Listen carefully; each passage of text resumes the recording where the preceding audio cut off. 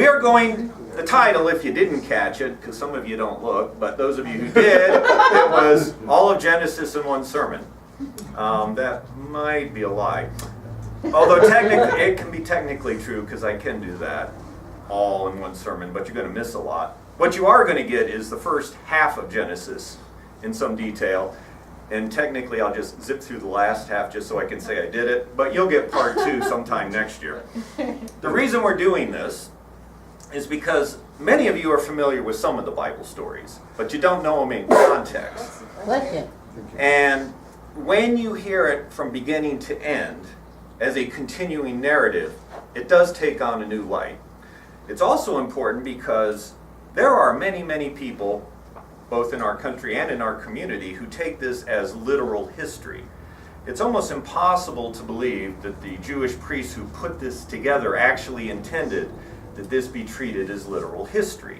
And I will point out some of those things as we go along. This is a collection of myths, which some people took literally, but through the sheer contradictory nature of some of the stories, it's clear that the intelligent people who put this together were gathering stories, and never meant to be taken as literal history, although perhaps containing some history in their mind. And you can, again, see this best in a continuing flow of the story. So I'm going to go through the first 25 chapters, and I'm not going to rattle off each chapter as I do it, but I'm going to tell you the story of Genesis, the first book of the Bible, which has 50 chapters, and we're going to get through the first 25. It began with creation. In chapter 1, we read that God created the heavens and the earth in 6 days and rested on the seventh. And this is what he did on those days. On day 1, he created day and night. On day 2, sky was created to separate water. What does that mean? There was a belief in the old days that there was a canopy of water surrounding the world. That's where the rain came from, amongst other things. And so on the second day, God separated the water, put this sky in between, and then a water canopy over that. The next day, land, oceans, and vegetation were created, and that meant the water was divided from itself, and land came up, and you have oceans and land and vegetation. Remember that on day 3, vegetation is created here. It's important when we get to chapter 2. On the 4th day, the sun, moon, and the stars were created. Don't know why vegetation was growing without the sun, except now we understand how important the sun really is.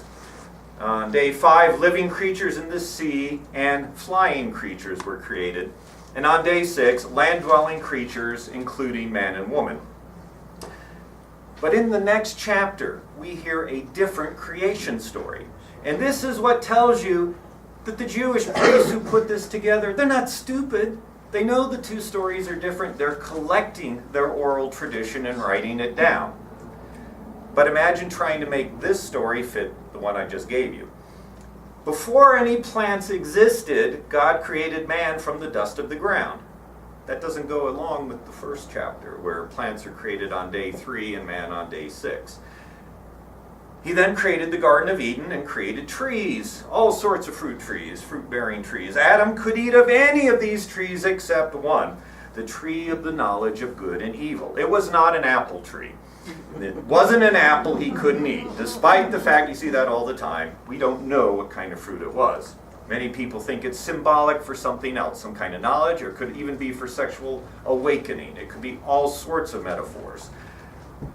After he does this, God saw that man was alone and lonely and created the animals and had Adam name all the animals. But none of these animals was a suitable helper, so God put Adam to sleep, took one of his ribs out, and made woman. So, please note that the order of creation is different. This is a different creation story. Those who believe that the Bible is a history book and totally without error or contradiction do have some splaining to do at this point. Chapter 3, the serpent, not the devil. In fact, the devil never appears in this story. The serpent convinces Eve that she will only eat of that forbidden fruit of the tree of the knowledge of good and evil. She will be like God, understanding good and evil. So apparently, think about this now, it wasn't a surprise to Eve that the serpent was talking to her. You know, you would think if this was the first time it happened, she'd go, "Hey Adam, you're not going to believe what happened today. The serpent talked to me. I didn't know the serpent could talk." No. She doesn't even bat an eye at the fact that this animal's talking to her. The serpent also had legs, by the way. You're going to find that out in a minute. So she went with the serpent, ate of the fruit, and gave it to Adam, who said, "Oh, okay." Ate of the fruit also. And suddenly they realized they were naked, which is evil in the Bible's eyes, and they immediately had to cover themselves up. They sewed coverings out of fig leaves, which was probably both impractical and very uncomfortable. God comes along perturbed because they're hiding from him because they're naked. And he says, "Who told you you were naked?" And so the whole story comes out. Adam immediately says, "She did it." The woman you made for me said to eat this fruit. And what could I do? I had to eat the fruit. I mean, you made her. And she, of course, blames the serpent. "I was just doing what the serpent said." So God curses the serpent and says, from now on, you will have to crawl along on your belly. And that's where we assume it didn't do that before, so it must have had legs. And a mouth that allowed it to speak, because a serpent's mouth could not even form words today. So God curses the serpent, and he curses Eve. Eve will be cursed with painful childbearing, and her husband will rule over her. That's why men rule over women, according to the Bible. It all goes back to Eve's disobedience. And so, yeah, I see you women rolling your eyes. It's in the Bible. It must be true. And by the way, for many people, this is true. And that is sad, because women, if nothing else, the book of Genesis treats women very badly. And this is just the beginning.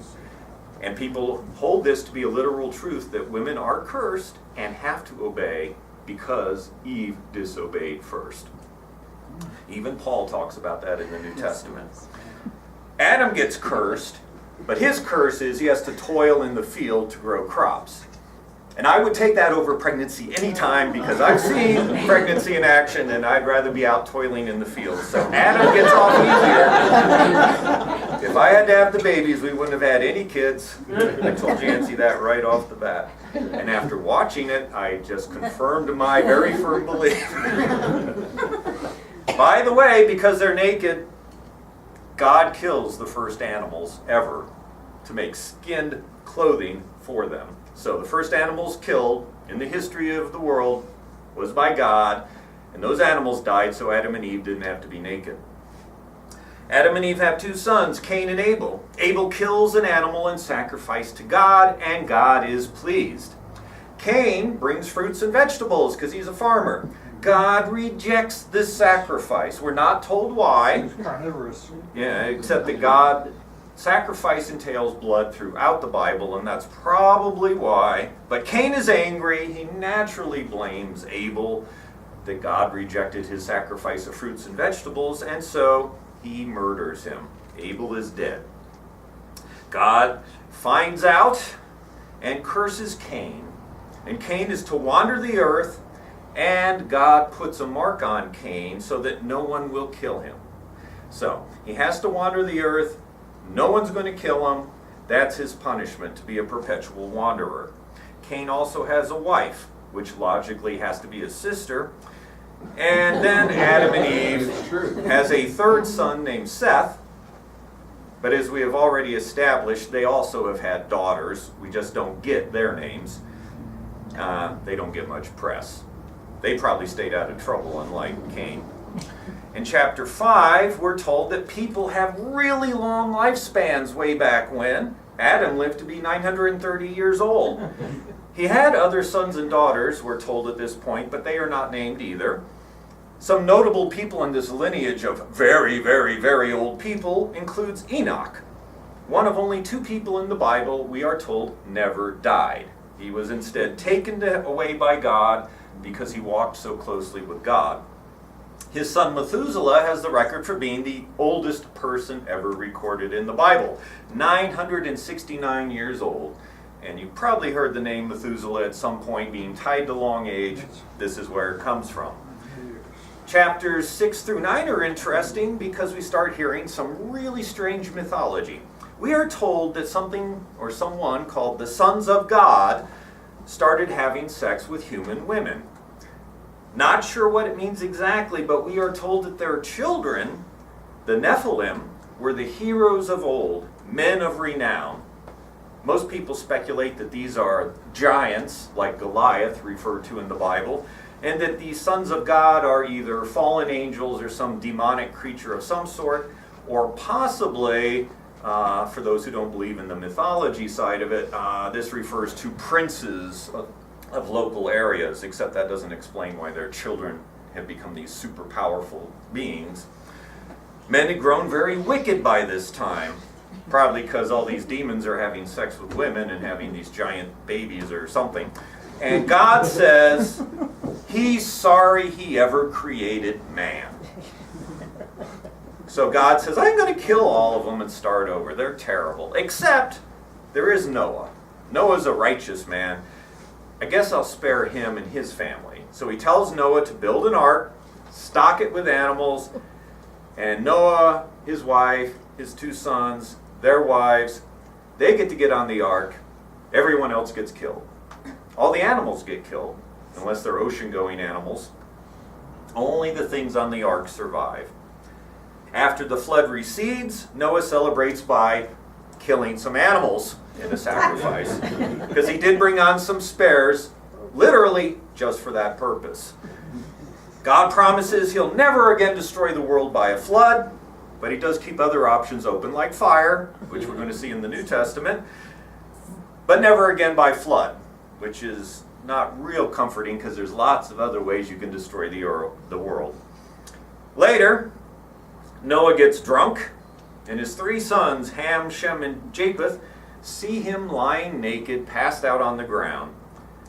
Since Ham saw him first and then told his 2 brothers, this really ticks off Noah. We're not sure any more than that, but Ham gets in trouble. Noah is so mad at Ham, he curses Ham's son, Canaan. Not Ham, he curses his son, Canaan, to be a slave both to Shem and Japheth, who the other 2 sons apparently did something right. They did cover Noah with a blanket, and I guess that was enough to keep you from getting cursed. But Canaan, who wasn't even involved in all this, gets cursed, and he has to be a slave.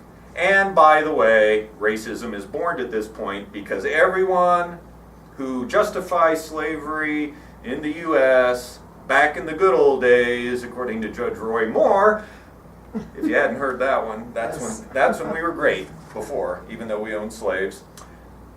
Oftentimes people say having black skin is the curse of Canaan. I even heard this when I was in high school from someone at a church.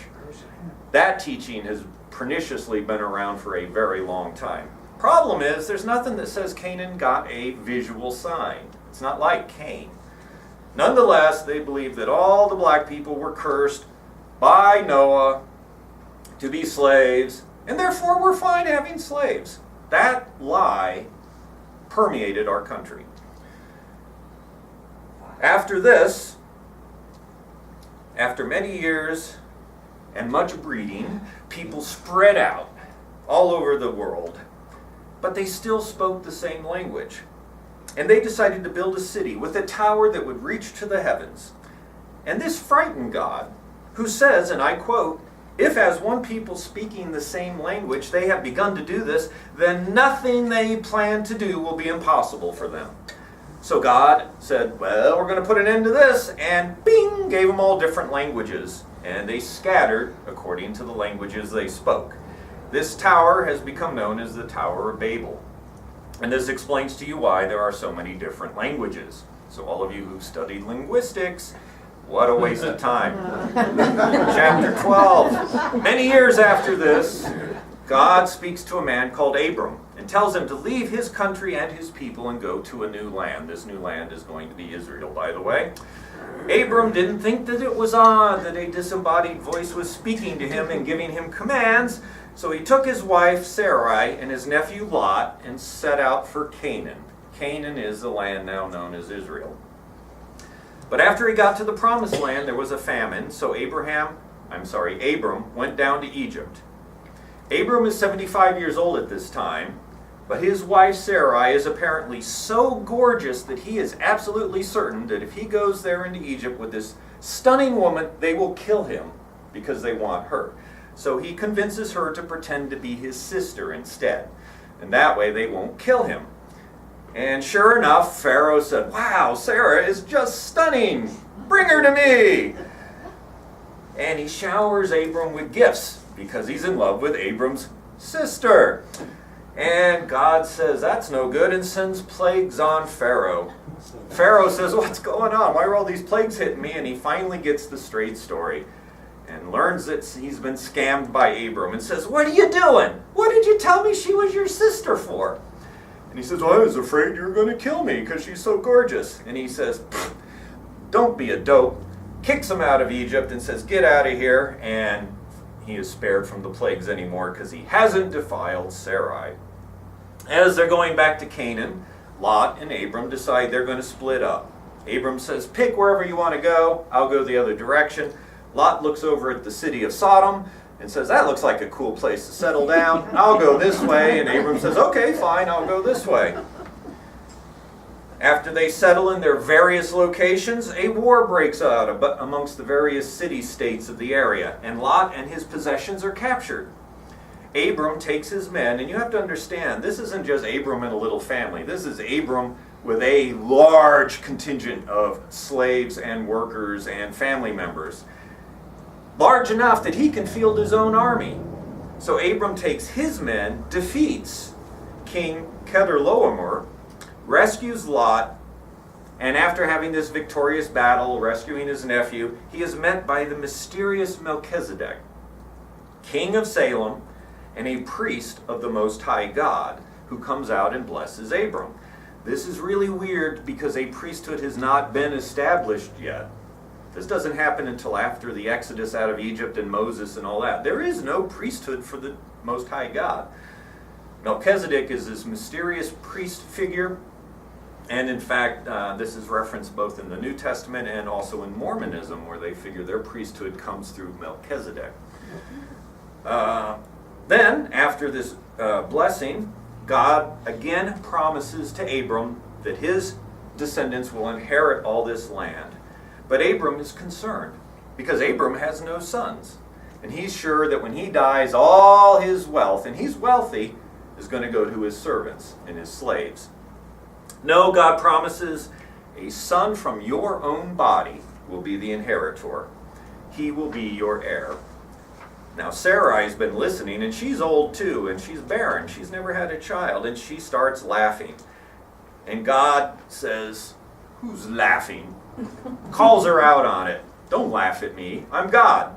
By the way, God's talking to them in physical form maybe, because we now are going to see that God starts appearing as a man.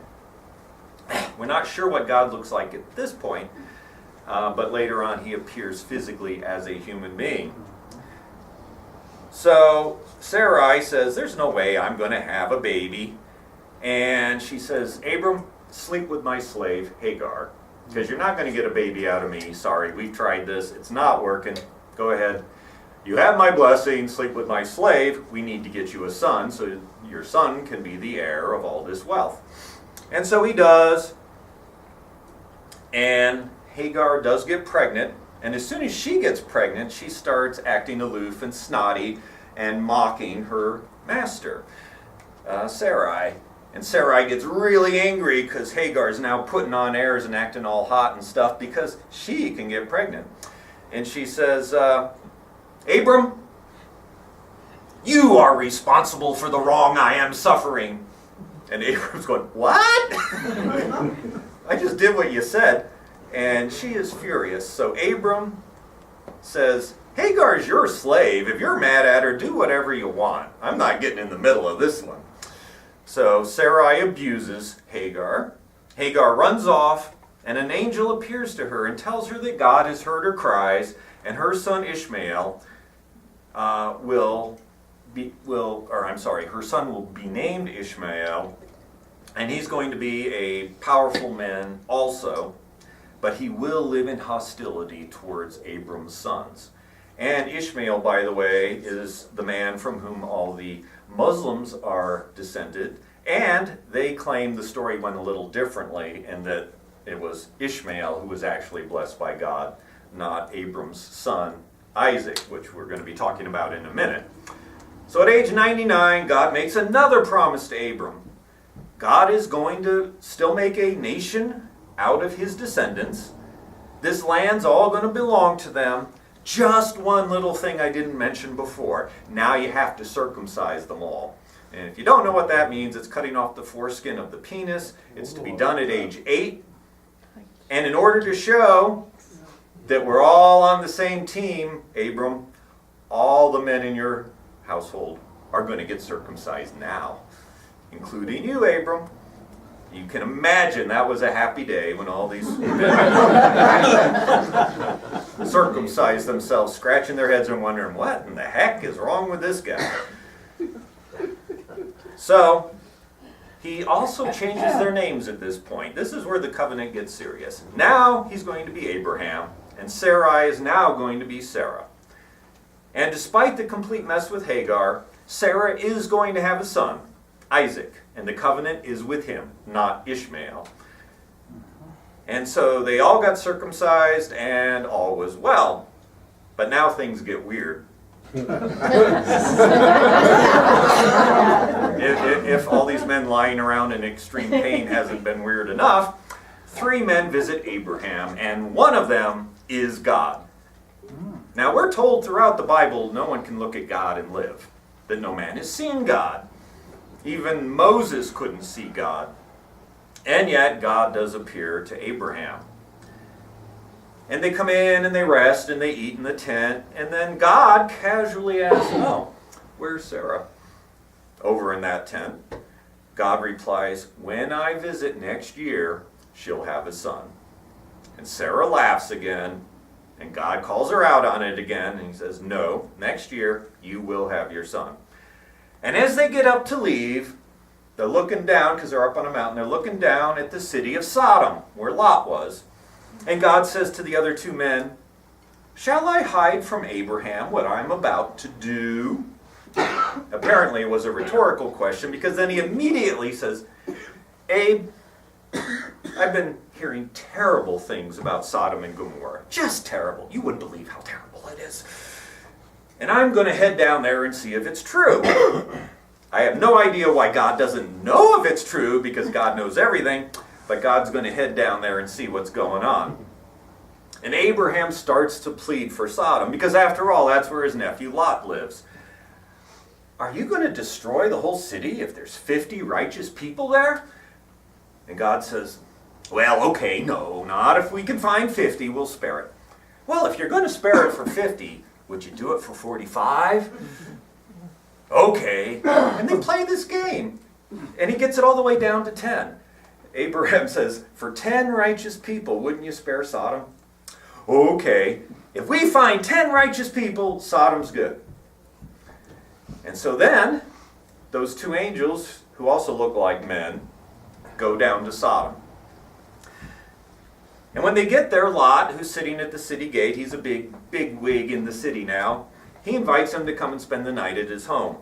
But that night, men from all over the city start pounding on Lot's door, demanding that he send out these 2 men / angels so they can have sex with them. And they're very explicit. This isn't euphemism. They say, send them out. We want to have sex with them. And by the way, if you're gay or gay friendly and wondering why fundamentalists hate you so much, part of it is this story, because it is taken literally, it is taken as history, and you've got this corrupt city, and these men are trying to have sex with other men. And so therefore, they called them sodomites, if you've ever heard that phrase. And so this rather bizarre story becomes a foundation for a lot of hatred today. So Lot is a godly man. He's got these two angels who look like men, so they must be gorgeous, and that's why all these men just can't control themselves. And he goes outside, closes the door, and says, "Look, these are my guests. You can't rape them, okay? Leave them alone. Tell you what I'm going to do. I've got 2 adult daughters who are virgins. I'll bring them out to you, and you can have your way with them. Just leave my guests alone." I kid you not. I kid you not. This is what the godly Abraham says. "Rape my daughters." Lot. Hallelujah. Lot said it. Lot. Sorry. Lot. I'm so worked up. And the men are outraged. "No, we want the angels." The angels reach in, grab Lot, pull him inside, and blind all the men so they can't do any more harm. So at least the angels cared enough about the women to protect him, because Lot didn't. So the angels say, "You know what? We didn't find 10. You better get out of this city because we're going to destroy it. Take your family and flee. Don't look back. Just get out of here. Don't look back." You got that? Don't look back. And as they're fleeing, God is raining down burning sulfur on Sodom and Gomorrah. And of course, Lot's wife looks back and gets turned into a pillar of salt. The daughters in Lot don't look back. They escape. And ultimately, after trying to settle in one of the smaller cities that survived, decided it's safer to go live up in a cave in the mountains all by themselves. So, after doing this for a while, the 2 daughters say, "You know what? We're up here with Dad. There's nobody around. We're never going to get married. We're never going to have kids. Let's get them drunk and have sex with them so we can have babies." And they do. And their sons are Moab and Ben-Ammi, who become the founders of the Ammonites and the Moabites, 2 tribes that Israel has fought with throughout the Old Testament. Abraham decides that as he's traveling around, it's a good idea to use Sarah's "really my sister" ploy again, because it worked so great in Egypt the first time. Even though they're both really old, she must apparently be quite the hottie, because they're going to kill him just to get her. So this time it's a king named Abimelech. And he sends for her, but God comes to Abimelech in a dream that night and tells him that he is as good as dead, because Sarah is Abraham's wife. Abimelech, as you might imagine, is quite miffed about all this, goes up to Abraham and says, "What are you trying to do to me? God just appeared to me in a dream and said he's going to kill me because I'm about to sleep with your wife." And he says, "Well, I was really afraid you were going to kill me because she's just so irresistible." And he's also angry, and he sends him away. God says, "You have to make sure you return Sarah. You have to ask Abraham to pray for you that I don't kill you. And also, by the way, all your women are now barren. You have to pray for Abraham to go and pray about that also." Even though Abraham's the one that caused all this problem, he has to pray for you so their wombs will be opened up again. These women were all made barren even though they had done nothing wrong. Nothing wrong. In fact, Abimelech hadn't done anything wrong, but they were all cursed because you don't mess with Abraham, even if he's the one who caused all the trouble. Abraham now is 100 years old after this fiasco, and Sarah does finally have the son, Isaac. He was circumcised at 8 days, and so begins a horrible tradition carried on thoughtlessly by a majority of Americans who don't even know why they do it to their little boys. And I'll stop right there. Sarah tells Abraham to send Hagar and Ishmael away. Now that Isaac's around, we don't need Ishmael anymore. And even though Abraham's distressed, God says, "Don't worry about it, I'll take care of him, and I'll make a great nation out of him too." Then God decides to test Abraham. He says, "Abraham, guess what I want you to do? You know that son you've been waiting for all these years? I want to see if you really love me. Go kill him. Make a sacrifice out of him for me. Not only that, you need to travel 3 days away to do it. Do it at a special site. Build the altar. Kill him. Burn him. And then I'll know you really love me." And Abraham does it. He takes his boy, a couple of servants, some animals, takes a bunch of wood, goes and builds the altar, ties up his son, places him on the altar, takes the knife, is about to kill him, and an angel comes along and says, "Nope, you don't need to do that. We obviously see you're serious about your love for God." Test was passed. Instead, a ram caught by the horns in a thicket is grabbed by Abraham and sacrificed, and all is well, and apparently Isaac suffers no trauma at all from the fact his dad was about to plunge a knife into him. And everyone lives happily ever after except Sarah, who dies in the next chapter at age 127. Abraham's now getting on in years. He charges his chief servant to find a wife for Isaac, but not from around here with all these horrible Canaanites. Go back to my homeland and find him one. And so the servant, who is unnamed and is actually a slave, but they like to use the euphemism servant in some of the translations, but he was a slave. He heads to Nahor, parks the camels near a well, prays to God, and says, "Look, send me a message. If a woman comes up and offers me water, and then offers to water the camels, I'll know she's the one who's supposed to be the wife of Isaac." And lo and behold, a woman named Rebecca does this very thing, and immediately he pulls out a gold nose ring, plugs it on, gives her some bracelets. That's the way of saying, "You've been proposed to." They go and talk to Dad, who's Bethel, and her brother Laban. We'll hear more of Laban later. And says, "This is from the Lord. I've been sent here to find a wife for Isaac of Abraham, who's blessed by God." And they go, "Who are we to argue? Clearly this is God's will. Take her." And she agrees to go. When they get back, Isaac comes out and meets her. "God, she's gorgeous. Let's get married." And he takes her in the tent and they get married. There is, I might add, no such thing as a priest, a minister, or a city official in sight. So getting married apparently just implied the consent of the two adults involved at that point. And so they are now married. Abraham, defying all odds, gets married again, even though he's really getting up there in years, and he has 6 more sons. This guy is over 100 years old at this point. Everything's still going to go to Isaac, but he does have a second wife and 6 more sons. And at this point, I learned something new. I thought I knew my Bible pretty well, but Abraham also had concubines, which are sex slaves, and children through them also. So, when you hear talk of traditional biblical marriage, remember, it includes concubines, it includes having sex with your wife's slave, it includes having multiple wives. Biblical marriage is not what people make it out to be. Abraham was a godly man, and he had a bunch of sex slaves. Okay? King Solomon, the wisest man in the Bible, had 100 wives and concubines. 1,000 wives and concubines. So, polygamy is the norm. The Mormons had it right, but we wouldn't let them do it because it was illegal in our country. But if you're going to go by the Bible, where's this one man, one woman thing? Not in the book of Genesis. Not if you look at the godly people. So, Abraham dies at 175, and this draws to close part 1. But if I want to cover all of Genesis, you then have Isaac, Jacob, and Joseph, coat of many colors, goes to Egypt, tricks his brothers, I'm ruling under the Pharaoh, and happy ending, and that covers the last 25 chapters. So I did do all of Genesis in one sermon. Thank you very much.